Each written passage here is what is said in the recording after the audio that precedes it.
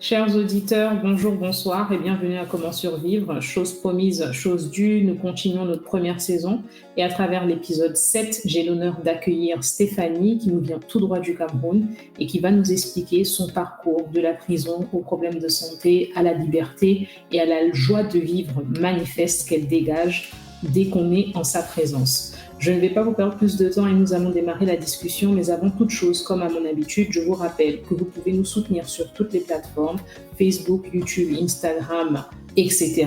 et que vous pouvez bien entendu écouter le podcast en streaming, sur Apple Podcast, Google Podcast, Spotify, etc. C'est parti, nous allons commencer la discussion. Bienvenue Stéphanie, comment tu vas ?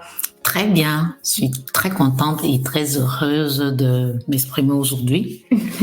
J'aime bien ton initiative. Je vais dire, c'est parlant. Quoi qu'on dise, c'est pas évident pour tout le monde. C'est-à-dire que de s'exprimer et de savoir qu'on va se faire entendre. J'imagine bien. Parce que le truc, c'est ça, c'est dire quelque chose et savoir que quelqu'un d'autre peut l'écouter et puis que ça puisse aussi, aider les autres, certains qui sont en difficulté, que ça puisse aussi nous servir de leçon.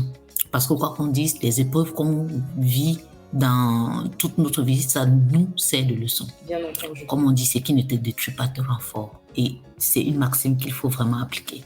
Ok. Est-ce que tu veux bien nous dire d'où tu viens, quelle était ta structure familiale, comment tu as grandi, ce que tu fais dans la vie, etc. Présente-toi à notre auditoire. Ok, je suis née il y a 42 ans dans la région nord du Cameroun. Mon papa, il était à cause de son boulot. D'accord. En fait, on s'est retrouvés toute la famille là-bas, j'y suis née. J'y ai passé 15 ans avant de revenir dans le littoral avec la famille où j'ai continué les études. Et puis, quelques années plus tard, je me suis mariée. J'ai, 3 enfants à ma charge. Et j'ai un mari qui est patient. J'imagine, comme tous les bons maris. Ouais. Et puis, j'ai une famille formidable. J'ai des frères et des sœurs qui sont vraiment, qui ont toujours été là pour moi. Et c'est vrai que ma famille, c'est pas, quand je vais dire pauvreté, on a vraiment grandi dans la recherche c'est-à-dire que la recherche du quotidien. C'est-à-dire, il y avait des jours où, pour manger, on était obligé d'attendre 19 heures pour que la maman vienne avec un peu de tapioca ou un truc comme ça, pour qu'on puisse le faire. Et ces années m'ont tellement marqué. Et ça n'empêchait pas que j'ai des très beaux souvenirs de ces moments. Parce que ça nous permettait, nous tous, les frères, la maman, même les cousins, parce que ma mère a élevé aussi beaucoup de cousins. Qui n'étaient pas... beaucoup d'enfants, oui. Et elle nous a toujours fait comprendre que c'est ça la famille, en fait. Et c'est ça la joie de vivre. Ce qui fait que mes sœurs comme mes frères, on a la même maxime. Tu vas arriver dans nos maisons et tu vas trouver des enfants qui ne sont pas les vôtres. Exactement, et qui y vivent, vraiment. Et il y avait aussi un truc que ma mère nous a toujours dit, c'est une expression à mon patois qui dit que quand c'est cuit, c'est gâté. Ça veut dire que tout visiteur qui entre chez toi, tu dois lui proposer quelque chose. D'accord. Ça, c'est un truc que Une fois qu'il a traversé la porte, il fait partie de la maison. C'est gâté. Exactement. Une fois qu'il a traversé le seuil de ta porte, il fait partie de la maison. Donc, c'est ça. Entre-temps, on a grandi, mes frères, mes soeurs, chacun fait sa vie et tout. Donc, moi, j'ai pu trouver le boulot dans une banque. Une entreprise bancaire de la place. Au Cameroun? Au Cameroun, ouais.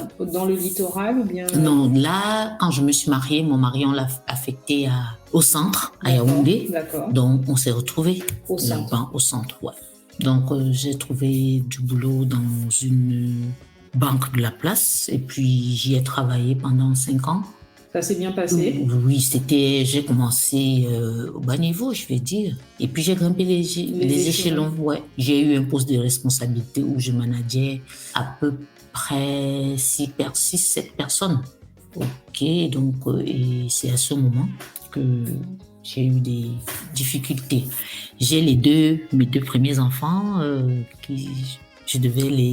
ils devaient se faire baptiser. D'accord. Donc, comme la demande. Chez nous, on a droit à 2 jours de congé. D'accord. En cas de baptême des enfants. Donc, j'ai fait la demande normalement et mon poste, en fait, j'étais chef caisse. J'étais responsable du coffre. Parce que nous, on était l'agence principale et on avait d'autres agences aussi, mais c'est l'agence principale qui approvisionnait les autres agences et qui récupérait le trop-plein des autres agences pour pouvoir aller verser à la banque centrale. D'accord.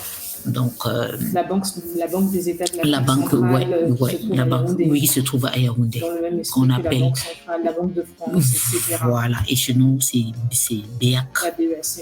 Donc, j'ai pris les 2 jours, j'ai fait l'état du coffre. Comme la procédure, le fait, je l'ai, une de mes collègues qui était une caissière, qui avait l'habitude, qui m'avait remplacé une fois. Donc, je lui ai remis le coffre et tout. Je suis allée, j'ai fait la fête.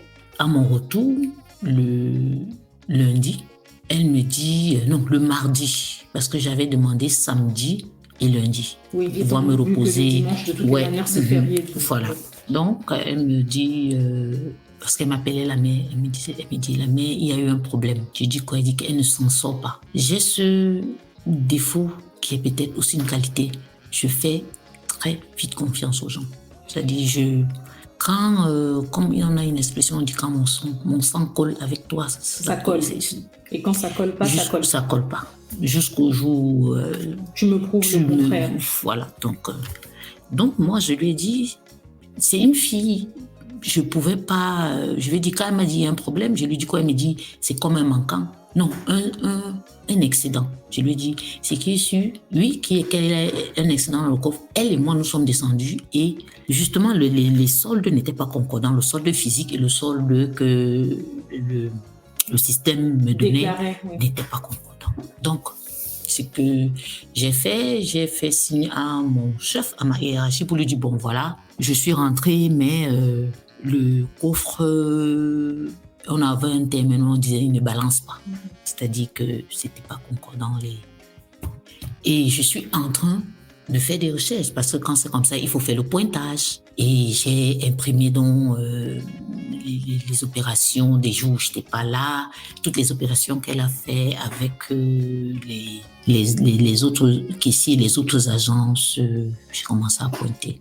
Et pendant que je le faisais, donc je l'ai fait avec mon chef, peut-être pendant 2 jours. Le 3e jour, il y a le contrôleur qui vient de notre agence, parce que l'agence siège était à Douala. Il débarque et il me demande de sortir de mon bureau. Oui, que j'ai plus accès à ce bureau. J'ai juste pris mon sac à main. Tous mes effets personnels qu'il y avait dans mon bureau, j'ai pas pu y toucher. Je suis sortie, je suis allée m'asseoir dans ma voiture au parking.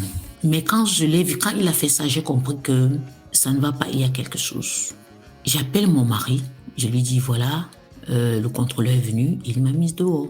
Mon mari me dit mais tu m'as dit, je reviens même. En fait, c'est même pas 2 jours parce que c'est quelques jours plus tard, je ne sais plus si c'était 3 ou 4 jours parce que l'excédent justement que j'avais trouvé, qu'elle avait dit, ça n'en était pas un parce que après avoir pointé les pièces, je me suis rendu compte qu'il y a une agence qui nous avait approvisionné, mais elle n'avait pas saisi dans le système. L'approvisionnement dans le système. Oui. Donc, l'agence nous avait envoyé l'argent physiquement, mais elle n'avait pas passé l'écriture dans le système qui permettait d'approvisionner le compte du coffre. Et de faire en sorte que ça balance. Donc, quand je regarde ça, je me dis, ça y est, j'ai trouvé le truc. Donc, quand je passe l'écriture, je régularise. Mais je me rends compte qu'il y a quand même maintenant un manquant d'à peu près 10 millions. 10 millions de francs CFA. De francs CFA, oui. Parce que l'excédent, il était à peu près de 45-50 millions.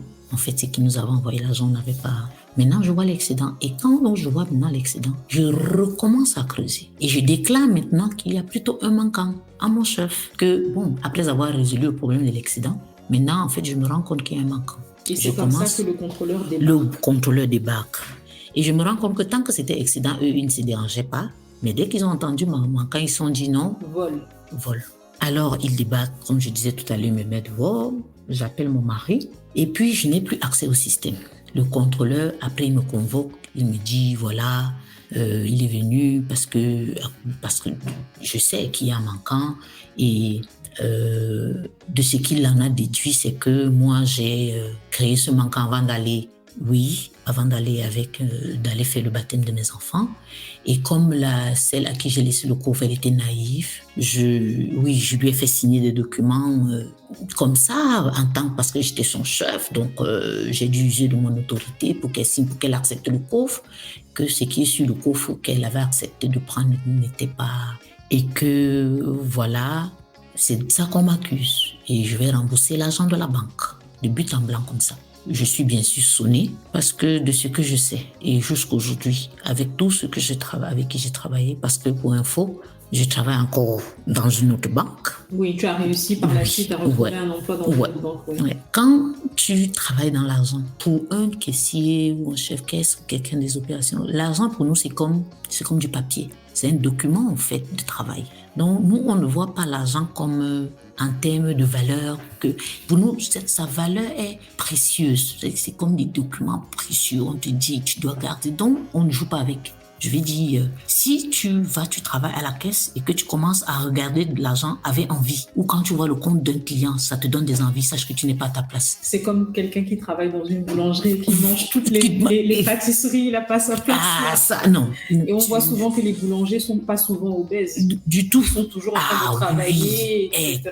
Exactement. Donc, c'est ça. Quand tu es caissier, tu ne peux pas regarder. Ça, c'est mon chef. Quand j'avais été recrutée, qui m'avait dit ça, que c'est ton instrument de travail en fait. C'est comme le stylo, c'est comme ta machine, c'est ton instrument. Donc ne vois pas ça en termes de c'est beaucoup d'argent. Donc quand je sors donc du bureau du contrôleur, entre-temps il avait imprimé tout un tas de documents. J'emporte une partie avec moi parce que dans ma tête, je me rends compte que quand je regarde, je me rends compte qu'il a imprimé les journaux de caisse. Les journaux de caisse de toute la période où je n'étais pas là, du chef caisse et des caissiers secondaires. Alors, excuse-moi de te couper, mais moi, j'aurais une question à te poser, parce qu'il y a beaucoup de choses qui m'interpellent dans ce que tu dis. Oui. Ça reste quand même une banque. Oui. Et normalement, il y a des procédures. Donc, quand il te convoque et qu'il te dit ça, c'est le même jour où... C'est le même jour où il arrive. Mais donc, il avait déjà fait son Oui, il avait déjà fait... Il savait déjà... Il a tiré ses conclusions. Oui, il avait déjà tiré ses conclusions. Il savait qu'il était venu trouver la grosse voleuse et puis... Il allait t'achever. Oui. Donc, tu te fais licencier, c'est ça? En gros, c'est ça. En gros, c'est ça. Mais... donc, tu pars avec les documents? Oui, sur sa table pendant parce qu'il a fait venir mon supérieur hiérarchique qui était vraiment désolé. Parce que pour info, il a toujours témoigné. Oui, il a toujours témoigné parce qu'il disait, elle ne peut pas avoir pris cet argent. Je pense que c'est dans les écritures. Donc, quand je quitte donc le bureau, c'est sixième sens qui me dit, prends ces documents, je les prends, je vais dans ma voiture avec. Et je rentre avec chez moi. Le lendemain, je rentre chez moi, on me donne une mise à pied. On me dit, tu n'as pas le droit de passer au boulot. Ils m'ont donné une mise à pied, je crois, d'une semaine. Et j'étais tellement stressée. J'avais un bébé, ma fille n'avait pas un an. Oui, ma fille n'avait pas un an. Donc j'étais stressée. Mon mari me propose d'aller à Douala chez mon frère. Et il a son épouse qui travaille dans une banque aussi. J'y vais et puis je pars avec les documents. Pendant mon séjour, je travaille sur les documents. Je me lève le matin, je travaille, on cause, elle essaie de me poser des questions, qu'est-ce qui s'est passé, je lui explique, je dis. Et peut-être le 4e ou 5e jour, je retrouve en fait quel est le problème. Quel est ce problème? Nous, on est curieux, on veut savoir. Ce qui se passe, c'est quoi? C'est que nous, on a des clients, la banque où je travaillais, on avait des clients qui ne peuvent pas venir faire des versements directement à la banque. Donc, il y a une société qui se charge de faire les ramassages chez ses clients et ils viennent verser chez nous. Et quand j'ai pris le journal de caisse de la caissière qui m'avait remplacé du chef caisse, le premier jour où je n'étais pas là, je me rends compte qu'elle a saisi le même montant 2 fois, deux versements du même montant. Et comme ces ramassages, ces versements, ils ne sont jamais des chiffres ronds. C'est toujours avec... virgule quelque chose. Et je suis étonnée parce que depuis que je travaillais là-bas, je n'avais jamais vu une agence faire le même versement, c'est-à-dire que deux versements montant identiques qui finissent au centime près 946. Ça m'interpelle, j'entoure et je demande donc à ma belle-sœur de m'aider. Elle appelle la société qui fait les ramassages pour qu'il lui dise si ça a été fait une ou deux fois. Les gars lui disent qu'ils vont regarder. Les gars vérifient, disent que non, ça a été fait une seule fois. Oui, que ça a été fait une seule fois. Et c'est là où maintenant, je vois le manquant. Et là, je me dis, Dieu merci, ça y est, la vérité. Je vais prouver mon innocence, la vérité va éclater, je vais reprendre mon travail, ils vont s'excuser. Exactement ce que tu dis. Mais c'est le contraire qui s'est passé. La machine est en marche contre toi. La machine était déjà en marche. Mais ce que au moins j'avais fait, c'est qu'ils avaient pu, la société de ramassage en question, ils avaient pu nous envoyer des documents déjà qui prouvaient qu'ils avaient fait un seul voilà. Mais dis-moi, ta belle-sœur, elle s'est fait passer pour toi. Comment elle a fait? Non, comme elle travaille aussi dans la banque, elle avait des contacts là-bas et elle les connaissait parce que même pour leur banque aussi, pour cette banque-là, on fait aussi des ramassages. D'accord. Donc elle leur a dit oui. Ils lui ont donné parce que c'est une dame, je ne vais pas citer son nom, mais elle est directrice. D'accord, oui, elle a une bonne réputation. Oui, elle a une très bonne réputation. Donc, ils avaient envoyé le bordereau en question. Ils ont envoyé pour la journée, je crois que c'était 4 bordereaux de versement qu'ils avaient déposés. Ils ont envoyé la photocopie des 4. Et j'ai vu les 4 versements dans le journal de caisse. Mais juste que l'autre avait... il a été enregistré 2 fois. Et il était 9 millions, 900 quelque chose, donc presque 10 millions. Je quitte toute contente de Douala. Je rentre sur Yaoundé, sachant que... Tu as trouvé le problème. Et puis, je demande donc une audience à ma hiérarchie. On refuse aucune entrevue. En fait, je demandais l'audience pour leur dire que bon, voilà, j'ai trouvé finalement. Mais comme le contrôleur, il venait d'une autre filiale. Apparemment, il avait déjà fait des choses là dans cette filiale. Il se prenait pour un super comptable, un super auditeur. Oui, mais c'est un super auditeur qui peut envoyer en prison. Donc oui, il était sûr qu'il avait... Donc, ce qui se passe, c'est que quand je reviens, je suis à Yaoundé déjà, je vais au boulot, je me pointe au boulot parce que ma mise à pied était finie. Une semaine. Oui, quand je me pointe, la police vient me chercher. Mon Dieu. Oui, Manu Militari. Sur ton lieu de travail. Sur mon lieu de travail, c'est vous, Madame Untel. Oui, puisque là, c'est mon nom d'épouse que j'ai dit oui, allez. J'ai eu le temps quand même de prendre mon téléphone, appeler mon mari pour lui dire, bon voilà, ils m'ont donné le lieu où ils m'amènent, voilà, ils sont en train de m'amener à tel endroit. On m'amène, on me demande bien sûr, comme disait je fais au Cameroun, d'enlever les chaussures, de déposer mon sac, je laisse tout ça à la guerre, j'enlève les chaussures. Quand ils veulent me mettre en cellule. Mais attends, quand ils t'emmènent, ils ne prennent même pas le temps de te dire pourquoi ils t'emmènent. Ils te prennent et t'emmènent, c'est tout? Oui. Non, ils m'ont pris, ils m'ont dit c'est pour l'histoire que vous connaissez. Ouais. Et ils ont aussi fait venir la caissière qui m'a remplacée. Mais tu n'avais pas le droit à un avocat, ce genre de choses? C'est là-bas que c'est arrivé au commissariat que mon mari a pu contacter un avocat. D'accord. Mais entre-temps, j'y étais déjà. Donc, ce qu'ils ont fait, c'est qu'on m'a demandé d'enlever les chaussures, comme je disais, et que je dois entrer en cellule. Mais finalement, le commissaire, c'était un commissaire divisionnaire, il est venu, il a dit que non, il faut absolument que les gars, ils m'entendent d'abord. Bien sûr, parce que je suis surprise qu'on te mette directement. Voilà. Donc, et n'ayant pas d'avocat, mon mari leur a dit que n'accepte pas de faire entendre sans ton avocat. Il a appelé son chef à l'époque, qui avait son petit frère qui était avocat, que mon mari côtoyait. Il a appelé, il lui a dit bon voilà, mon époux se retrouve. Il a dit ok, il va venir. Donc il est venu et on m'a entendu. Non, on a entendu d'abord la caissière et puis on m'a entendu. Quand on m'entend, je leur explique, donc voilà, et je leur dis voilà, j'ai même trouvé l'origine du manquant. En présence de ton avocat. En présence de mon avocat, et j'ai dit ça au policier. Et tu sais qu'on me répond que non, la caissière, elle m'a déjà chargé. Oui, elle m'a déjà chargé. C'est moi que j'ai volé le manquant. C'est moi. Oui, ouais. Donc, Elle t'avait vraiment chargé ou Oui, elle m'avait chargé. Parfois dans les films, on voit les... Non, elle m'avait chargé. Non, elle m'avait chargé parce que ce qu'on lui a fait comprendre, c'est que pour qu'elle garde si elle veut garder son boulot, il faut qu'elle me charge. Okay. Donc, c'était ça. Elle m'a chargé. Et puis, mon mari est venu voir le commissaire pour lui dire, et l'avocat de la banque, ils sont descendus au moins 3 pour me dire que, pour dire au commissaire, quand ils viennent, ils me trouvent, je suis assise, ils disent que mais pourquoi je suis assise, pourquoi je ne suis pas en cellule. Oui, ils demandent ça. Et le commissaire divisionnaire de leur répondre, c'est mon service, je le gère comme je le veux. Quand mon mari arrive, il lui dit que bon voilà, ils m'ont écouté, voilà. Et mon mari vient donc, il va dans le bureau du commissaire divisionnaire. En fait, il allait pour qu'on me relâche, que ok, il vient, il se porte garant. Voilà, s'il faut déposer, je ne sais pas, une caution, même s'il faut, voilà, on lui dit non, je dois dormir en cellule, que je ne peux pas. Oui, parce qu'apparemment, les avocats de la banque, ils avaient déjà fait le suivi, ils avaient déjà fait ce qu'il fallait faire, en fait. Et c'est ça, en fait, c'est ce qui est triste chez nous, c'est que quand tu n'as pas les relations, quand tu n'as pas les relations, parce que ce n'est pas une question de pauvreté, quand tu n'as pas les relations adéquates, on peut te faire n'importe quoi. Donc, je me retrouve finalement, quand mon mari cause avec le commissaire, lui-même, il me regarde. Mon mari dit, elle a un bébé. Ma fille, elle avait 9 mois. Et il a pitié de moi.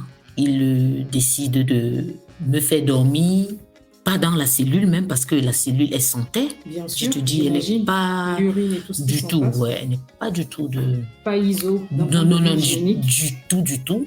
Il me permet de dormir sur il y avait une espèce de vieux canapé là qu'il y avait au niveau du commissariat où les gardiens, ceux qui faisaient la garde de nuit, s'asseyaient. Et s'il te plaît, c'est là-bas que j'ai passé la nuit. Il y avait des souris qui montaient un peu sur moi. Mon mari, lui, m'a apporté un pain que j'ai mis sur moi. Et puis, tout le matin, il est venu donc avec une bouteille d'eau, avec pas de dentifrice, avec une brosse à dents. Je me suis brossée, ils ont permis que j'aille dehors parce qu'il n'y avait pas il n'y a pas les toilettes. Nous sommes sortis, les policiers m'ont escorté, je me suis brossée, j'ai fait pipi, j'ai essayé de faire une petite toilette rapide là dans les bosquets derrière le commissariat. Puis je suis revenue et là, le commissaire, mon mari, a demandé ce qu'il faut pour qu'on puisse... Quelle était la suite de la procédure? Donc, ils nous ont dit, je vais être déféré, c'est-à-dire traduit devant l'autre procureur pour qu'il puisse m'envoyer en prison, le temps que... mon mari, ainsi que ma famille, j'ai mes frères aussi, mon grand frère. Entre-temps, bien sûr, mon mari avait appelé sa famille, ma famille, des amis. Comment ils ont réagi? Tout le monde était scandalisé, tout le monde était choqué. Ce qu'ils ont fait, c'est que l'un d'eux a pu toucher le commissaire divisionnaire qui, moyennant un pécule, a permis que je puisse rentrer chez moi dormir le deuxième jour. Donc j'ai fait une nuit en cellule. Je suis rentrée dormir chez moi. Il est venu me prendre le soir à 23h tard. Pour ne pas, je suppose, que les gens voient que tu rentrais chez toi. Exactement, parce que les avocats de la banque, ils montaient la garde pour se rassurer que je dorme bien. Donc, quand je rentre, je suis déboussolée, je comprends que mon boulot, je ne l'aurai plus jamais, c'est fini. Et puis, je me dis toujours que non, c'est quand même des gens avec qui j'ai travaillé, il faut qu'ils m'écoutent. Mon mari, avec les preuves que nous avons, nous décidons d'écrire au DG que bon, voilà, le contrôleur, l'auditeur, il s'est trompé. Voilà, en fait, ce qui s'est passé. Entre-temps, mon mari et moi, j'avais ouvert un compte au nom de mon fils dans la banque où je travaillais, donc on d'épargne, et il y avait de l'argent dedans. Ils ont décidé de se faire rembourser. Directement? Oui. Est-ce qu'ils avaient le droit de faire ça? Non, ils n'avaient pas ce droit, mais ils s'en foutaient. C'était combien le montant qu'ils ont débité? 8 millions. Pratiquement la somme qu'ils t'accusaient d'avoir volé. Ouais. Donc, ils m'ont apporté... quand je suis sortie de la cellule, les avocats de la banque m'ont appelé et je suis venue... je n'étais même pas avec mon avocat, je suis venue avec mon mari parce que nous, on voulait toujours un arrangement à l'amiable parce que nous, on se disait, mais attends, il y a la vérité qui est là, mais pourquoi ils ne veulent pas écouter? Et ils m'apportent un document, un ordre de virement, où ils me demandent de mettre mon numéro de compte, de signer, de mettre le numéro de compte à débiter et puis que le numéro de compte à créditer, qui est un compte interne, sera rempli par eux. Mais moi, connaissant les procédures, un ordre de virement doit être rempli par le client. Bien sûr, c'est l'émetteur du virement qui remplit l'ordre. Personne n'a le droit. Oui, bien sûr. Personne n'a le droit. J'ai signé le papier, j'ai signé. Parce que tu savais déjà ce qu'ils allaient faire. J'ai signé, je leur ai donné. Et ils ont utilisé ce papier, ils ont débité le compte. Alors, ce qui se passe, c'est que quand je rentre comme ça, quand je rentre chez moi, la procédure suit son cours au commissariat. Donc, je me retrouve, j'emporte les éléments au commissariat. Mais même, et puis, le commissaire, au fur et à mesure que je pars, j'apporte les éléments probants. L'enquêteur, donc, de faire, comme on dit souvent, une commission rogatoire, il écrit à la société de ramassage et à la banque de leur fournir je leur dis, demandez-leur tel document. Il demande, la société de ramassage fournit le document, la banque refuse. Donc la société de ramassage fournit le même document qu'elle m'avait à ta belle-sœur. Exactement. Elle le fournit au commissaire. Et la banque refuse d'obtempérer. Sur quelle base elle refuse d'obtempérer? C'est une banque, ils ont les relations, on ne peut rien le faire. Oui, c'est comme ça, c'est quand la justice... Pas chez nous, c'est ce que tu veux dire? Ah non, du tout. C'est pourquoi j'ai dit quand t'as pas les relations. Si j'avais des relations, ça me serait pas arrivé. Je vais dire, la vérité aurait été éclatée là. Mais il m'a fallu 10 ans. Oui, pour venir, presque 10 ans. Donc, la banque refuse d'obtempérer. Oui. Quelle est donc la suite pour toi? Le dossier commence à traîner au niveau du commissariat. Le commissaire, voyant que ce que je dis est vrai, fait finalement ses conclusions et il l'envoie au parquet pour dire là où tu dois être déféré pour t'emmèner en prison. Il dit, et dans ses conclusions, il dit voilà, cette fille n'a rien fait. La banque détient, ils savent comment faire pour entrer en possession de cet argent et sa collègue qui l'a chargée, en fait, elle a menti. Elle l'a fait probablement parce qu'elle était sous pression de l'employeur. Voilà, exactement. Mais tu as pu rentrer en contact avec cette fille pendant la procédure ou elle a disparu complètement? Non, elle était là, on se voyait. Mais qu'est-ce qu'elle t'a dit? Elle t'a dit des choses Non, tout ce que...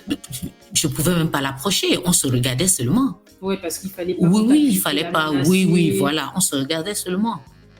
Mais je ne te mens pas, quand je l'ai réussi, j'étais tellement choquée, je pleurais. Et puis, bien sûr, dans toute la banque, on a raconté « je suis en prison, j'ai volé, nanana ». Donc, on a tarni ta réputation. Bien sûr. Tu n'as pas eu de soutien du tout, même en cachette, de certains de tes collègues, de certaines personnes du département qui t'ont dit « Écoute, je sais que tu n'as pas volé, mais je ne peux rien faire ». Une seule personne. Une seule personne. Et tu sais, le soutien de qui j'ai reçu? Des vigiles et des policiers. C'est... La douche froide. Hein. C'est-à-dire que c'est... Et jusqu'aujourd'hui, je suis en relation avec certains d'entre eux. Mais mes collègues avec qui je passais tous les jours, avec qui je riais, avec qui on faisait des after-work, un seul qui était mon supérieur hiérarchique. Le reste, tout le monde. J'étais comme une pestiférée. Et ça se disait même déjà que oui, mon mari va me divorcer. Voilà, on s'est rendu compte que j'ai acheté des terrains, que j'ai des maisons, je volais la banque depuis. Je faisais l'usure, je sortais l'argent de la banque, je ne sais même pas par quel moyen parce que, et entre les caméras, les contrôles, je ne sais pas, mais apparemment. Le fruit de l'imagination. Oui, j'étais superwoman, donc je réussissais à le faire apparemment. Donc du coup, le commissaire donne ses conclusions au parquet. Il donne ses conclusions.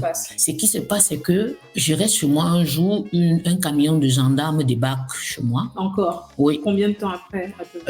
Un mois après. D'accord. Il débarque avec mandat d'arrêt? Non, pas un mandat d'arrêt, une convocation. Ah, d'accord. Alors, j'étais donc chez moi, en train de dormir. Il cogne, il était 6h10. Il cogne puisque je ne travaillais plus. Cogne, mon mari il ouvre la barrière, il ouvre d'abord la porte et tout, il ouvre la barrière. Il voit un camion de gendarmes, il y avait 6 gendarmes à l'intérieur. Il leur demande, il dit c'est bien la maison de Antel. Ou de Antel. Il dit oui, je suis son. Il dit que oui, nous avons une convocation pour elle. Mon mari donc s'assoit et comme ils veulent entrer dans la barrière, dans la maison, ouais. Il leur dit non, je ne vous donne pas ce droit. Vous avez le mandat d'arrêt? Non. Vous avez une convocation. Alors la convocation, ça veut dire elle vient. Ça ne veut pas dire que vous ça ne veut pas dire exactement. Ils disent non, il faut qu'elle vienne parce que elle est recherchée. Il dit mais si elle est recherchée, ça veut dire que c'est un autre document que vous auriez dû me donner. Ce document, c'est une convocation. Il prend son téléphone, il appelle les avocats parce que finalement, j'en avais 2. Il les appelle, il leur dit bon, mais voilà.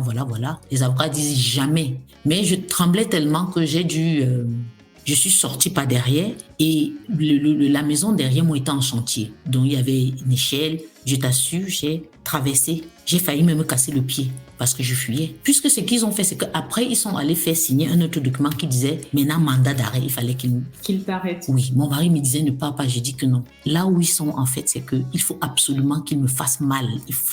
Il faut qu'ils me prennent. C'est ça le but. Donc j'ai fui, je suis allée me cacher chez une de mes amies. Et ils ont fait le tour au quartier. Hein. Ils ont sillonné le quartier pendant 2 jours pour me chercher. Quand j'ai ma fille aînée, quand je dis ma fille aînée, c'est ma grande fille, c'est la petite de mon mari, mais qui a commencé à vivre avec moi petite. Elle sort pour acheter le pain. Les gens l'interpellent, on lui pose des questions. Mais c'était des policiers en civil. Qui essayaient de la piéger. Oui. Parce qu'on leur avait dit que c'est ma fille, elle sort de ma maison. Que oui, est-ce qu'elle dit je ne connais pas? Non, je ne la connais pas. Non, je ne la connais pas. Donc, on a tourné comme ça peut-être pendant 3 mois où je me cachais. Et finalement, le mandat d'arrêt, mon grand frère, mon frère aîné, il a appelé un de ses amis qui était procureur. Il lui dit, mais attends, on a fréquenté ensemble et je sais que tu es quelqu'un de juste. Voilà ma petite soeur qui a un dossier. Je ne refuse pas. Si vous voyez qu'elle a tort, prouvez qu'elle a tort. Mais pourquoi vous voulez absolument la traîner en prison pour une erreur? Voilà, qui n'est même... C'est une erreur. Et finalement, ce n'est même pas l'auditeur qui trouve l'erreur, c'est elle. Même, oui. Et c'est une erreur que cette question, elle ne l'a pas fait exprès. C'est une erreur. Mais pourquoi vous ne voulez pas réparer cette erreur? Et c'est son ami là qui était procureur et c'est là où il lui dit, mais justement le dossier est devant moi, ils m'ont fait signer un mandat d'arrêt, il dit qu'il faut lever le mandat d'arrêt. Et quand il prend donc le dossier, il appelle le commissaire lui dit vraiment, je leur ai déjà dit à cette banque qu'il fiche la paix à cette dame parce qu'elle n'a pas volé la banque, c'est là où il y a son argent, c'est là où il écrit, il demande l'arrêt de poursuite. Mais pendant ce temps, toi, tu as vécu 3 mois dans la clandestinité, dans ton propre pays. Oui. Où je ne pouvais pas sortir, j'étais à la maison. Si je devais me déplacer, je me déplaçais dans la nuit. Et c'est où j'ai développé même le mal de l'estomac parce qu'une nuit, à 23h, mon mari a dû m'amener d'urgence à l'hôpital parce que... Le stress. Oui, le stress, je n'arrivais pas à m'asseoir et puis le médecin a diagnostiqué. Mais les personnes qui t'ont accueilli, c'est des personnes qui t'aiment énormément parce que ça veut dire qu'elles-mêmes, elles s'exposaient à la violence de ces gendarmes. Oui. C'est une adorable amie à moi qui aujourd'hui se trouve en Suède. Elle se reconnaîtra. On lui envoie beaucoup de bisous, on lui dit merci. Vraiment. Et puis, finalement, un juge d'instruction m'écrit pour me dire que je suis convoquée, ainsi que mon chef d'agence de l'époque, qui était une expatriée. D'accord. Ouais. D'un autre pays d'Afrique? D'un autre pays d'Afrique. Son mari, c'était il travaillait dans un organisme international, donc c'était des globetrotters. D'accord. Et donc elle a fait des études, mais pour être avec son époux et ses enfants, vraiment quand ils allaient dans un pays, elle prenait un petit poste local, le temps de s'occuper, et puis quand il allait ailleurs, elle suivait quoi. Donc elle m'a tellement défendue avec toute la hargne, elle a mis les moyens en jeu. Parce on dit au Cameroun, elle a mis les organes. Elle a mis les organes. Parce que quand j'ai découvert même l'erreur, je lui ai écrit. On est allé chez elle, fermer les rideaux pour lui montrer avec les photocopies. Elle était tellement contente qu'elle en a pleuré. Et c'est enfin la vérité. Que je savais que tu ne pouvais pas avoir fait ça. Mais finalement, on nous a convoqués, elle et moi, et ma collègue qui est là. Oui, celle qui t'avait remplacée, qui avait fait l'erreur de mettre 2 fois le même montant. Voilà, chez le juge d'instruction.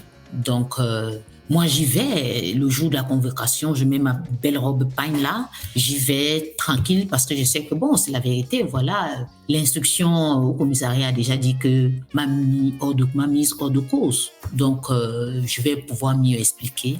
Quand on arrive, il reçoit d'abord ma collègue qui est expatriée. Mon chef qui est expatrié, mais elle ressort de là et je me rends compte qu'elle est en train de bavarder. Immédiatement après, il me convoque. Quand j'entre dans son bureau, on me donne seulement un mandat de dépôt que je dois signer. Mandat de dépôt, ça veut dire que je dois aller à la prison centrale de Kondengui, que je vais y dormir. C'est l'une des... Enfin, où il y a 2 prisons au Cameroun, c'est l'une des pires prisons du Cameroun. Donc... Alors là, je ne te mens pas, j'étais debout. Je me suis assise sur la chaise qui était à côté. Malaise. j'ai eu l'impression que mon cœur s'était coupé. Et j'étais avec mon avocat, mais mon avocat lui dit, mais il dit, vous signez, on signe, et puis il m'amène, il y a une cellule, la cellule du parquet. Quand vous devez aller à Nkonengui, parce qu'on n'y va pas directement, vous allez d'abord à la cellule du parquet, et puis le soir, le camion, le bus vient vous prendre, et puis vous amène à Nkonengui. Donc j'y suis entrée. La cellule du parquet, bien sûr, qui sentait les pipiers et tout. J'ai déposé le sac, les chaussures et tout. J'ai retrouvé d'autres femmes qui étaient là comme moi, qui attendaient aussi. Certaines qui avaient déjà fait 2-3 jours même, qui attendaient d'être déférées aussi à Nkonengui, à la prison centrale de Nkonengui. Et puis, 30 minutes plus tard, ma collègue là, non pas 30 minutes, 2 heures plus tard, non, ma collègue qui avait pris la place, oui, et qui avait, elle m'a rejoint aussi, elle aussi on dans la prison. Oui, dans la cellule de parquet. Parce qu'en fait, ce qui se passe, c'est quoi? La banque tenait tellement à voir ma peau qu'ils ont compris que si j'étais seule à descendre en prison, ça allait vraiment faire, ça allait être vraiment... il fallait, mais elle, on l'avait déjà rassurée. Ça, c'est ce que j'ai entendu quand j'étais en prison. Que non, tu vas descendre avec elle et puis elle va rester, toi, tu vas sortir. C'était un piège, ils sont sans poignée de loi. Ouais, vraiment sans poignée de loi. Donc, le même soir, la voiture est venue nous chercher. Je me suis retrouvée en Nkonengui assise à même le sol, avec des gens, des parfaits inconnus, mais avec qui il y a une à côté avec qui j'ai noué la conversation. Et on s'est liés d'amitié et jusqu'aujourd'hui, nous sommes des amis, elle aussi. Comment? Parce que c'est terrible. Oui. Tu as un bon travail, tu as une bonne situation, tu n'es pas une délinquante. Tu te retrouves en prison. Oui, à la prison. Avec celle-là même qui t'a accusé, qui t'a trahi. Oui. Tu arrives à nouer des liens avec ces personnes. Est-ce que les autres personnes avec qui tu partageais la cellule, c'était des personnes finalement comme toi qui étaient accusées à tort? Non, il y en avait qui avaient vraiment commis... des crimes? Des crimes, oui. Des graves crimes? Oui. Et comment ça se passe avec toi? Tu n'as rien à voir avec ces personnes? Oui, ce qu'il faut comprendre, c'est que il y a... Vous êtes combien dans la cellule d'abord? Là, quand on arrive en prison, il y a, comment ils appellent ça? Il y a un quartier. Donc, il y a des quartiers et il y a un seul quartier pour les femmes. D'accord. Donc, dans le quartier, donc, il y a plusieurs cellules, je vais dire des chambrettes, avec des lits superposés où les femmes, où vous dormez, quoi. Et vous étiez combien dans ta cellule? Dans ma cellule à moi, nous étions 6. D'accord. Donc, c'était pas des lits, je veux dire, on cloue des espèces de bois, de planches. Je vois, c'est des planches voilà, qui sont superposées. Et qui sont exactement, c'est ça. Donc, quand on arrive le soir, on vous palpe. On vous palpe et tout, et puis on vous envoie directement au quartier des femmes. Et il y a une dame on l'appelait maman commandante, c'est elle une prisonnière aussi, c'est elle qui vous accueille, c'est elle qui vous explique les règles de vie. Oui. C'est quoi les règles de vie? Les règles de vie, c'est il y a une chef cellule où on va t'envoyer, c'est comme un peu la responsable. Elle est la responsable de tout le monde. Quand il y a un souci, c'est à elle qu'on s'adresse et les autres responsables de cellules, c'est à elle, c'est chez maman commandante qui s'adresse. C'est un peu hiérarchisé. Et puis, il y a dans les travaux aussi, elle nous a expliqué, laver les toilettes, balayer. Et si tu ne veux pas les faire, il y a un montant que tu vas payer parce qu'il y en a qui peuvent les faire. Si tu ne veux pas les faire, ta famille, bref, tu payes. Ta famille paye. Oui, tu payes un certain montant pour ne pas avoir à les faire. Et on m'a mis aussi dans une cellule où il y a une dame qui elle m'a bien reçue. Et nous étions peut-être 3 nouvelles dans sa cellule. Elle nous a parlé, elle nous a dit vraiment, vous êtes jeune fille, la prison c'est pas bien et tout. Bon, j'ai fait combien de temps en prison? J'ai fait, je crois, 21 jours en Nkonengui. Comment était ton mari, ta famille, ta mère, ton père, tes frères et sœurs? 21 jours, c'est beaucoup. Là, c'était vraiment compliqué, c'était dur. Surtout, je veux dire, les 2 premières nuits. C'était vraiment compliqué parce que j'avais l'impression d'être dans un rêve. Mais ce que j'ai apprécié, comme je disais tout à l'heure, c'est que ma mère cellule, la chef cellule, elle nous a dit, si vous pleurez, c'est-à-dire que quand vous pleurez, vous plombez les efforts de la famille de vous faire sortir, des efforts qu'ils fournissent pour vous faire sortir de prison. Le truc à faire, c'est être bien, être joyeux, être gai. Et ça leur donne la force, l'énergie, la niaque pour pouvoir se battre pour vous faire sortir. Et j'ai pas pleuré. Je me souviens que c'est quand j'étais à la cellule du parquet que j'avais pleuré. Et ça a été les dernières larmes que j'ai versées jusqu'à ce que je sorte de cette prison. Donc, quand elle a expliqué tout ça, je lui ai dit OK, j'ai dormi le lendemain.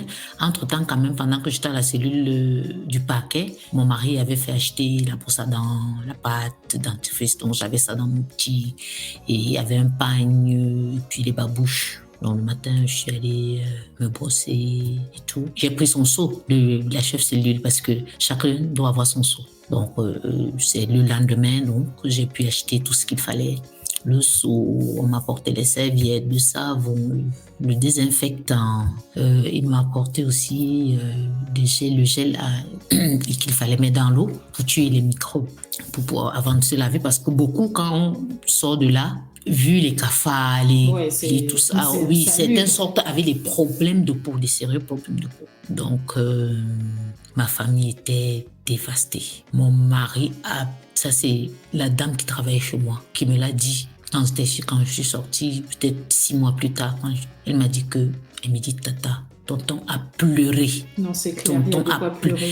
C'est que l'histoire là, c'est que ça me faisait mal, je dis. Ma mère, bien sûr, elle a quitté parce que ma mère elle habite Douala, elle a quitté Douala pour venir à Yaoundé. Pour s'occuper de tes enfants, aussi pour aider ton mari, parce que ça fout tout en l'air. Donc j'ai ma sœur qui est ici en France, qui m'a appelé en pleurant parce qu'on n'a pas le droit d'avoir le téléphone, mais des dames ont le téléphone. Donc il y a on m'appelait par son téléphone et je lui donnais de l'argent. Donc j'avais pu donner ce numéro à mon mari qui avait donné ça donc à certaines personnes. Ne donnent pas ça à tout le monde, certaines personnes de ma famille.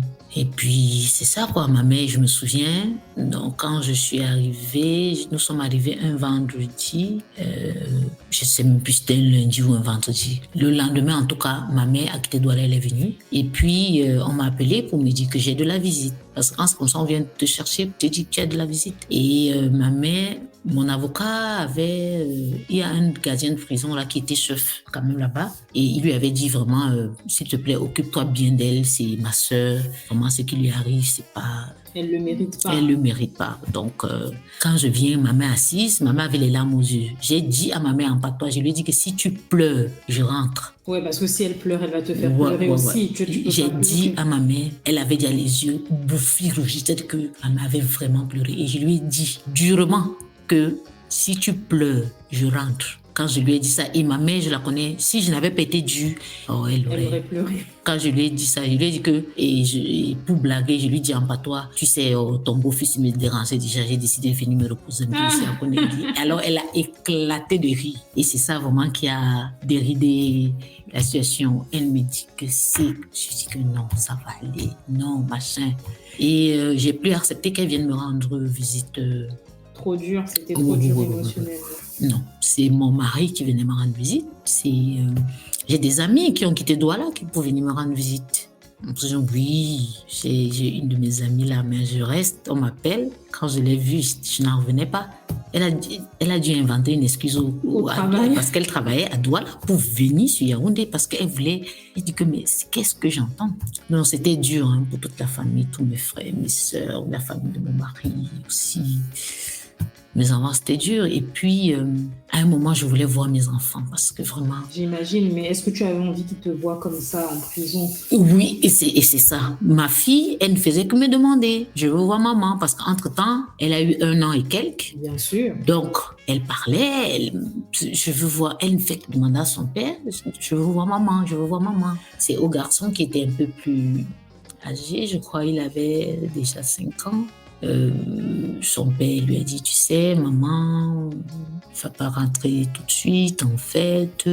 C'est pourquoi tu nous entends souvent parler, maman est quelque part ou machin. Mais ils ne sont pas venus me voir, c'est quand je suis sortie que je les ai vus. Tu es sortie comment? Pourquoi? Qu'est-ce qui s'est passé? Tu n'as fait, bon, je dis que 21 jours, oui, mais non, il y a certaines personnes qui font des années. Tu fais bien de le dire, tu fais bien de le dire. Tu es plus sortie, mon mari, mes frères, c'est-à-dire que tout ce qui pouvait connaître quelqu'un. Et surtout, mon chef, qui était expatrié, elle a fait un bruit de fond dehors. Donc finalement, avec les relations de mon mari, de mon frère, bref, de ta supérieure hiérarchique, tout ça, ils ont pu mettre la main sur un magistrat, le chef du magistrat qui m'a mis en prison.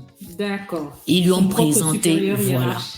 présenté la situation en lui disant, on a la vérité, voilà ce qui s'est passé, voilà, le commissariat l'a blanchi, mais elle se retrouve en prison. Alors il a appelé il m'a lui dit, il veut la vérité dans ce dossier. Donc le gars, il a demandé de l'argent, bien sûr. Qui a demandé de l'argent? J'ai pas compris. Le juge d'instruction. Oh, c'est pas possible. Oui. C'est pas possible. Oui, il a demandé de l'argent. Entre-temps, donc, notre affaire, on nous a appelés au parquet, au tribunal. Et puis, parce que justement, ils ont mis, ils ont appelé les relations. On a donc vite programmé des audiences. Il a demandé combien, si c'est pas indiscret? Je reste un peu coincée sur ce monsieur qui est pas très honnête. Il a demandé 2 millions. Ah ouais, quand même. Tu sais, hein? Oui, mais je trouve c'est comme ça qu'ils se font. On t'a déjà pris pas mal d'argent dans cette histoire, entre le commissaire qui te permet de rentrer la nuit, entre le compte épargne de ton fils qui a été siphonné, puis maintenant on te demande si tu as bien remboursé là, pour quelque chose que tu n'as même pas fait. Ça, et il a dit, si on ne lui donne pas de l'argent, il ne signe pas ma levée d'écrou. D'accord. Donc pendant ces 21 jours quand même, on a appelé les audiences ont été programmées, c'est qui est rare parce que certains, vous faites même 6 mois avant qu'on programme. Les audiences. Mais et même ma collègue là, sa famille aussi, ils ont utilisé aussi leurs relations parce qu'attends, elle était aussi là, elle était quand même. Du tout. Parce qu'en fait, mais elle était aussi victime. Donc sa famille aussi s'est décarcassée. Et de mon côté aussi, donc on a commencé à faire des audiences, j'ai été entendue chez le juge d'instruction. Et puis, finalement, on est passé chez lui, on a eu même des confrontations avec mon chef Estrier, là, qui a été très virulente envers le juge d'instruction même. Il a dit, mais attendez, c'est quoi cette justice camerounaise? Il a commencé à lui dire, oui, je veux vous foutre en taule pour outrage à un magistrat. Oui. Elle a dit, vous pouvez aller vous faire foutre. Parce qu'elle était quand même la fille de quelqu'un. Non, on ne pouvait pas. On pouvait pas. Mais en fait, c'était quelqu'un, elle était vraiment choquée. Elle était outrée par l'injustice.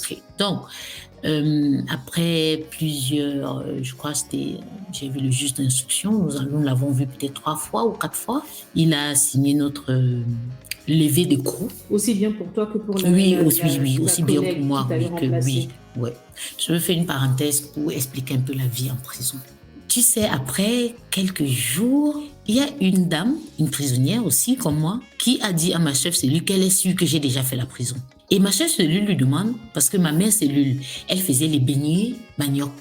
D'accord. Et c'est là-bas que j'ai appris à faire les beignets manioc. Donc, je l'aidais à vendre. Donc, elle faisait free, moi, je vendais. Et elle m'appelait sa fille qu'elle a fait avec Photo Victor, qui est en fait un grand monsieur du pays, parce que je me rappelais qui lui devait quoi et quel montant. Elle me dit que ouais, ma fille, depuis que tu vends, maintenant je vois l'argent, les gens prenaient, ils partent avec l'argent. Donc elle faisait free, moi je vendais. Et quand quelqu'un prenait même, après quand je fais le compte, je lui dis bon voilà, un tel dans telle cellule te doit comme ça, te doit. Alors pendant que on y était, la dame le disait parce que comme je racontais tout à l'heure, j'ai fait connaissance dans la voiture qui nous amenait à Koningui. Il y avait une qui allait aussi en prison et puis je lui ai demandé un peu son histoire, c'est des histoires de terrain.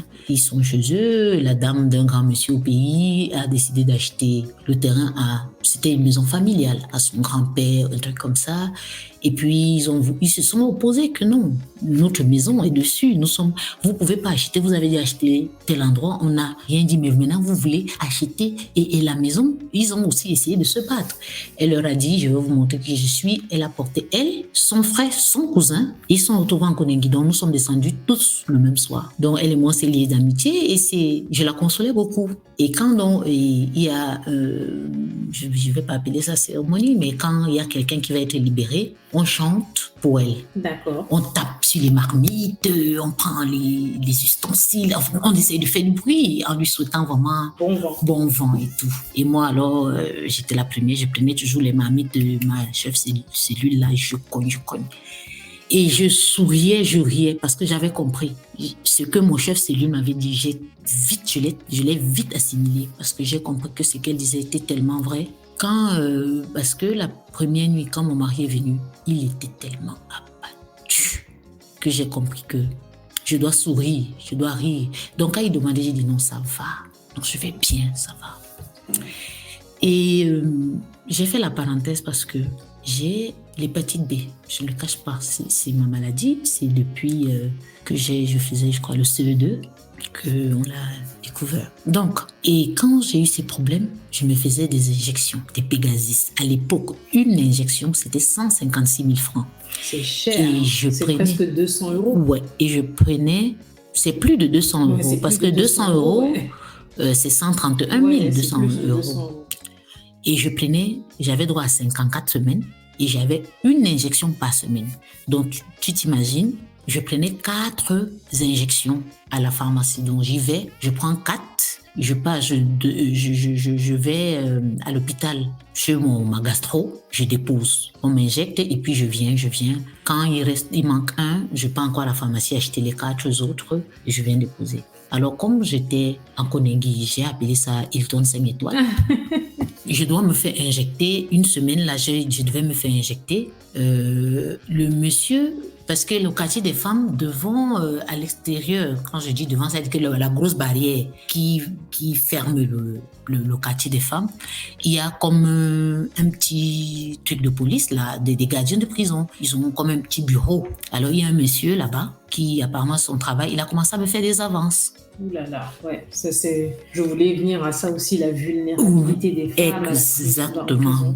Qui a commencé à me faire des avances. Et moi, comme je suis un peu sauvage aussi sur les bords, parce que, attends, je suis en prison déjà pour quelque chose que je n'ai pas fait. Et excuse-moi l'expression, un connard vient.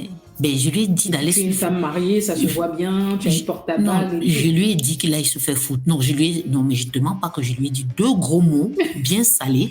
Et il a compris que je ne peux pas me laisser faire. Donc, il a décidé, quand maintenant on venait, les visites pour moi, il refusait. Ah oui, carrément. Ouais, il refusait. Et puis, je me faisais injecter en fait tous les mercredis. Un mercredi, je devais me faire injecter. Le médecin de la prison, il savait parce que quand je l'ai vu, je lui ai expliqué. Les autres fois, c'est lui qui m'a injecté. Et donc, mon mari, il venait la veille avec le médicament dans une glacière parce que ça devait rester. Je donne à la mère commandante qui avait le frigo dans sa cellule, elle me mettait ça là. Et puis quand je dois aller m'injecter, je récupère, je prends m'injecter. Le monsieur dit que je ne sors pas, qu'on ne va pas m'injecter. Et je prends le téléphone, j'ai appelé mon mari et j'ai appelé mon avocat. Je lui ai dit que le gardien de la prison dit que je ne veux pas me faire injecter. Mon avocat a débarqué. Il allait voir l'intendant de prison. C'est ça, c'est comme ça qu'on l'appelle.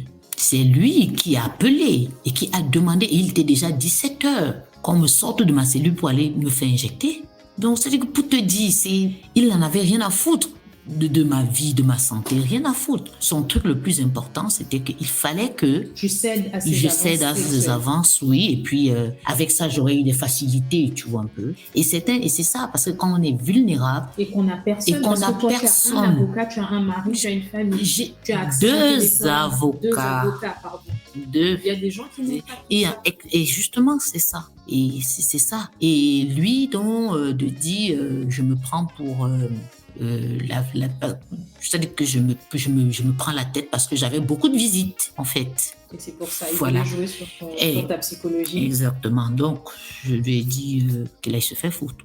Du coup, au bout des 21 jours, tu sors après qu'il y ait Oui, et je sors un jour où on ne sort pas d'habitude, un samedi. En fait, on ne sort pas les week-ends, mais nous sommes sortis un samedi matin parce que notre levée de cours a été signée le vendredi. Le temps d'aller faire les démarches nécessaires pour venir à la prison, il était déjà 20h.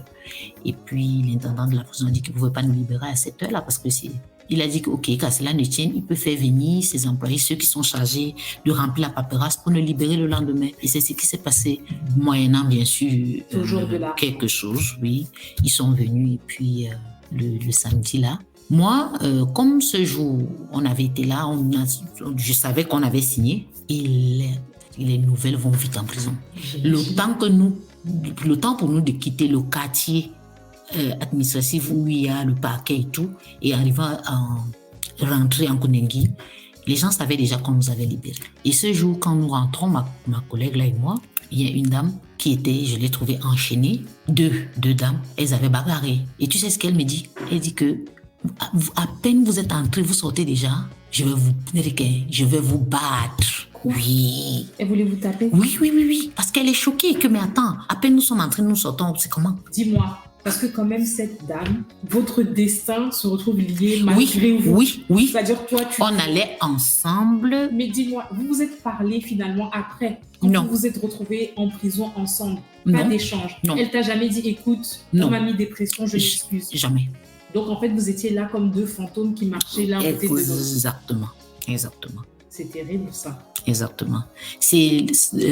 Bon, entre avocats, c'est les avocats qui vous avez déconseillé fortement de communiquer l'une avec l'autre? Non, je vais dire, le fait qu'elle a été, c'est mon avocat qui me l'avait dit. D'accord. Qu'on lui avait dit que bon, pour garder son boulot, il faut qu'elle me charge en mort. Tu n'as jamais eu cette explication d'elle-même? Jamais jusqu'aujourd'hui, jamais. Du coup, vous sortez, enfin, cette dame vous menace, elle vous tape ou pas? Non, parce qu'elle le dit le vendredi soir quand nous on rentre du parquet. Dieu merci, le samedi matin, on nous appelle, nous étions partis. Sinon, vous alliez prendre une baston? Ah non, mais j'ai pas eu peur, mais ce jour-là quand même, ce qui fait que le vendredi à samedi, j'ai pas dormi. Et puis, j'ai pas dormi parce que je me suis dit, ça y est, elle va nous battre, parce que sachant que le week-end, on ne sortait pas, on avait encore 2 jours de battement jusqu'à lundi. Donc, le samedi, vraiment, ça a été... quand on nous a appelé... Libération. Oui, quand on nous a appelé, j'étais sûre qu'on partait peut-être signer des formulaires, le temps pour nous de rentrer, et puis lundi, libération. Je suis plus rentrée, j'avais des choses que j'ai laissées là-bas, j'ai plus rien. Oui, c'est sûr. Tu te retrouves chez toi? Je me retrouve chez moi. J'ai même une amie qui avait essayé de me joindre, elle n'y arrivait pas.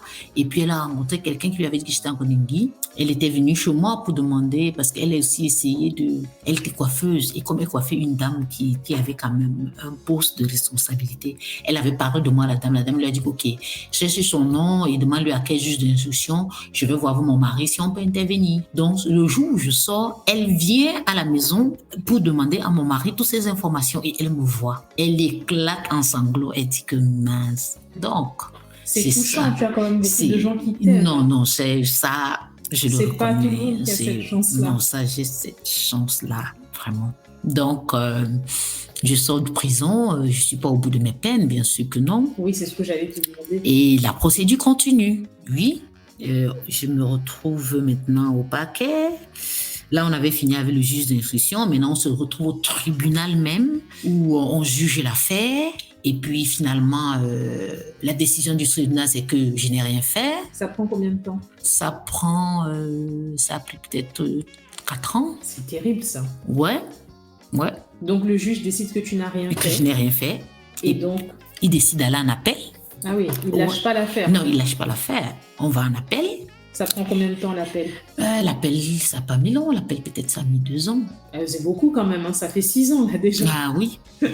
Donc, je me suis retrouvée finalement avec cette histoire. Peut-être on a fait 7 à 8 ans. Hein. Donc, vous allez en appel, tu gagnes encore en appel? Oui, après quelques années, je gagne en appel. Après, ils décident d'aller à la Cour suprême. Ah oui, carrément? Oui. Ils sont gonflés. Oui. À la Cour suprême, qu'est-ce qui se passe? Bon, finalement, à la Cour suprême, parce que la Cour suprême, c'est les avocats qui écrivent. Oui, bien sûr.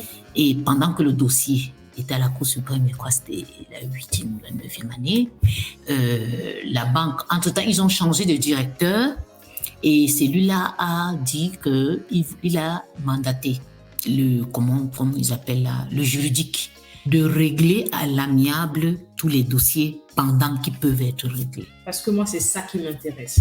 C'est vrai que tu as été déclaré non coupable en procès, en appel.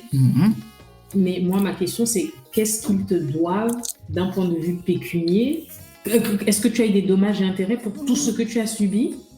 Je dirais que, tu sais, quand tu te retrouves dans une situation comme ça, entre-temps, donc, j'ai trouvé du boulot. dans une autre banque, puisque pendant la que vérité, cette histoire pendant que cette histoire était pendante, parce que je demandais la permission à la banque où je travaille pour pouvoir assister à mes audiences quand j'étais convoquée. Donc, parce que la vérité, c'était ça. Mais comme ils avaient déjà avancé, ils ne pouvaient plus reculer, ils ne voulaient plus reculer. Donc, ce qui se passe, c'est que tu te retrouves. Donc, j'ai fait, entre-temps, je te précise, j'ai fait combien d'années à la maison? J'ai fait 6 ans à la maison. Ah oui, quand même. Ouais. Parce que de toutes les manières, on peut dire ce qu'on veut, mais les industries sont assez petites. Quand tu travailles dans un cabinet d'avocats, on sait à peu près ce qui se passe dans tous les cabinets d'avocats. Pareil pour les banques, etc. Donc, il fallait que j'attende d'abord que le tribunal de grande instance m'innocente avant que je commence à rechercher du travail. Ce qui me facilement. Oui, j'en ai trouvé. Je veux dire, j'ai trouvé dans un... Et avec quelqu'un, il y avait un collègue qui a été avec moi là-bas, mais qui, lui, quand même, il savait vraiment ce qui s'était passé. Lui-même, il avait quitté la boîte. Juste après moi, il était parti parce qu'il disait... ça, c'est ceux vraiment qui connaissaient la vérité avec ces décisions du tribunal, parce que ce que la banque, quand je cherchais du boulot, il me disait non, il faut une décision pour que notre juridique on puisse mettre ça sur la table, parce que d'autres vont dire que non, qu'est-ce qui prouve que ce qu'elle dit est vrai, si la banque l'a poursuivi, c'est sûrement parce que... Ouais. Donc, dès que j'ai eu cette décision, j'ai commencé à chercher du boulot. Donc, après peut-être... Donc, j'ai fait 6 ans à la maison. J'ai cherché du boulot pendant 1 an, je vais dire à peu près. Et finalement, j'en ai trouvé. Du coup, le dédommagement, c'est lequel? C'est ça que je demande. Parce qu'il dit que le juridique doit régler à l'amiable. Donc, je suppose qu'ils abandonnent la procédure. Oui. Et le dédommagement, tu as le droit à des dédommagements? Oui, j'ai droit à des dédommagements, mais je vais dire, j'ai accepté le dédommagement, mais à contre-cœur. Dis-moi pourquoi. La pression. De qui? De mon époux. D'accord. Il était fatigué des procédures. Il était fatigué de monter, descendre. Il m'a dit, tu sais chérie, la justice a prouvé que tu avais raison. Accepte le peu qu'il te donne et puis on oublie cette histoire et qu'elle soit derrière nous. Parce que quoi qu'on dise, tout ce temps c'est de l'argent. Parce que je paye les avocats, tu vois un peu. Les dédommagements, si tu avais voulu aller jusqu'au bout de la procédure, à mon avis, aurait été énorme. Oui. Le fait que tu t'es accusé à tort. Psychologiquement, ça t'a traumatisé. Le salaire en moins, ça fait un manque à gagner pour les revenus du foyer. Le compte en banque de ton fils qu'on a siphonné. C'est illégal, ils n'avaient pas le droit de le faire. Il y a beaucoup d'erreurs qui se sont accumulées. Beaucoup. Les cotisations à notre Caisse nationale de prévoyance sociale, cotisations qui ont été arrêtées, autant de choses, mais tu sais... Alors, du coup, tu estimes que tu as été... Bon, le dédommagement, c'est quoi? Ça vaut la moitié, le quart, le tiers ou rien du tout? C'était le dédommagement que j'ai eu. Je vais dire que c'était le quart. Ah ouais, c'est terrible. Ça t'a été très mal dédommagé. Oui, de ce que j'aurais eu. Parce que même... j'ai un de mes avocats qui m'a dit, oui, tu sais... Parce que, et ce qu'il disait vrai, chez nous, on traîne le plus de temps possible. Et comme la banque, c'est une structure, eux, ils ont les moyens. Moi, j'ai pas ces moyens. Ils font traîner du mieux qu'ils peuvent. Mais le dédommagement est arrivé après 10 ans. Tu t'imagines?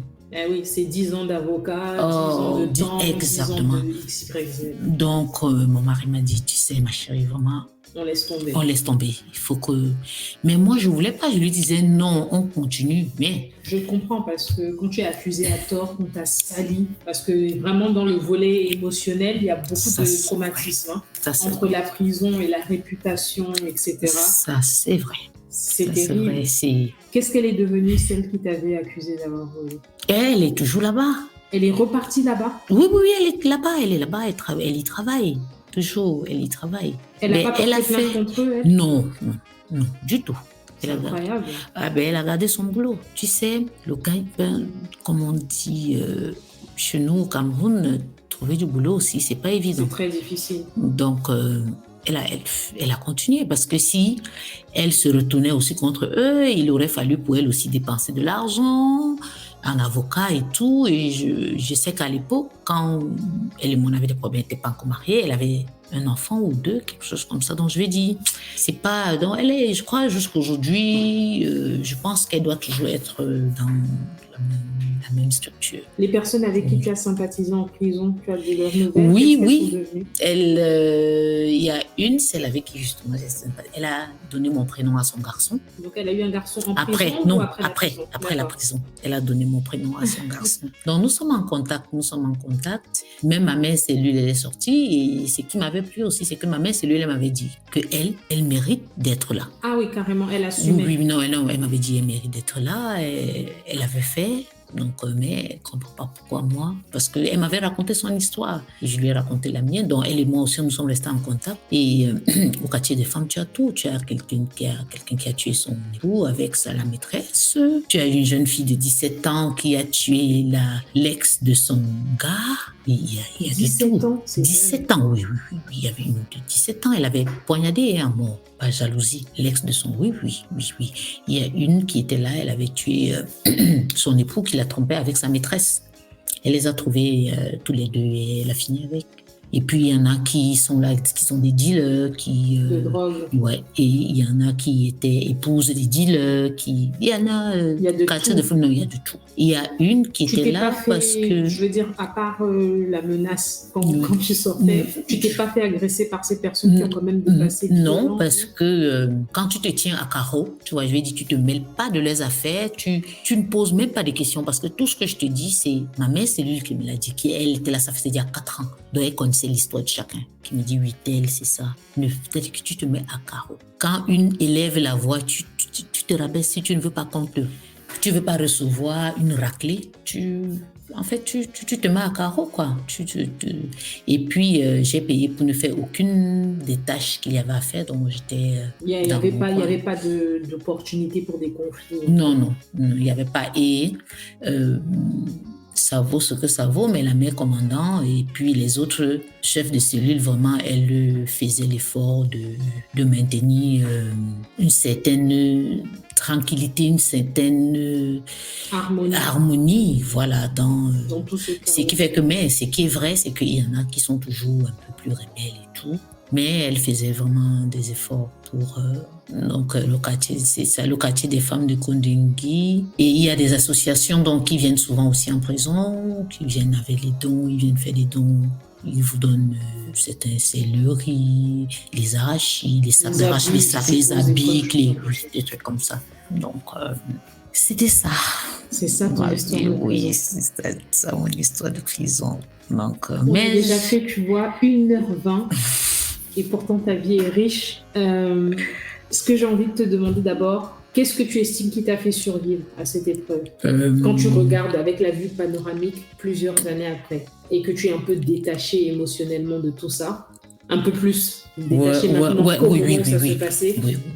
Qu'est-ce que tu penses qui a fait que tu survives, Je vais dire l'amour des miens. Je savais quand j'y étais, je savais que non, ils ne pouvaient pas me lâcher. Ça, j'avais cette assurance et la première des choses, c'est qu'ils ont tous cru en moi. Ils ont cru ce que tu leur as dit. Ils ont cru tu leur ce as que dit, je leur ai dit. Je n'ai pas fait ça. Dès le départ. Ils ont intégré ça. Exactement. Avant que je ne trouve même la preuve qu'il y a eu double versement, ma famille, tout le monde a cru. Quand je leur ai dit, j'ai pas fait pourquoi on m'accuse. Tout le monde a cru. Ça, c'est un truc qui m'a marqué et qui m'a vraiment, vraiment permis de supporter. Ce qui fait que je dis que ce soit mes frères, mes soeurs, je dis que tout le monde m'a cru. Donc, quand j'ai même trouvé la preuve, mais tout le monde a dansé, célébré, on était sûr que non, l'affaire, c'est bon, c'est fini. Donc, c'est ça, et l'amour des miens. L'amour et le fait qu'il te croit. Il me croit, c'est important. Parce que tu sais, quand tu n'as pas fait quelque chose ou que tu as fait quelque chose, mais quand on ne te croit pas, c'est quelque terrible, chose, c'est terrible. Ouais. Voilà. On ajoute à ta douleur, on ajoute à ton... C'est-à-dire que tu te sens trahi, vraiment trahi. Et tu vas te retrouver même en train de prendre des décisions qui ne sont pas les bonnes parce que... On ajoute une pression à ta pression. Exactement. Donc, c'est très important. Non, moi, vraiment, Je ne sais pas quoi te dire parce qu'on a 1h23. En général, les podcasts, c'est 1h30.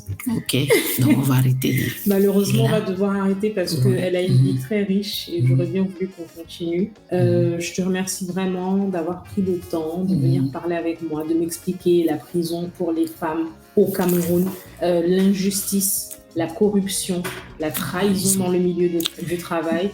Heureusement pour toi, il n'y a pas eu de trahison dans ton milieu familial, dans ton cocon familial, et ça c'est une bénédiction parce que c'est pas beaucoup de personnes qui peuvent dire ça. Je te souhaite le meilleur, je te souhaite d'excellentes fêtes. Merci. Je te souhaite encore plus de succès. Ok, merci. Je vais dire à mes auditeurs que je les remercie aussi d'avoir pris le temps de nous écouter. Et je vais vous rappeler, comme d'habitude, que vous pouvez nous supporter sur toutes les plateformes que j'ai mentionnées en début d'émission. N'hésitez surtout pas à nous envoyer en inbox des suggestions et des envies, vous aussi, de venir témoigner à ce à quoi vous avez survécu. Au revoir et à très bientôt.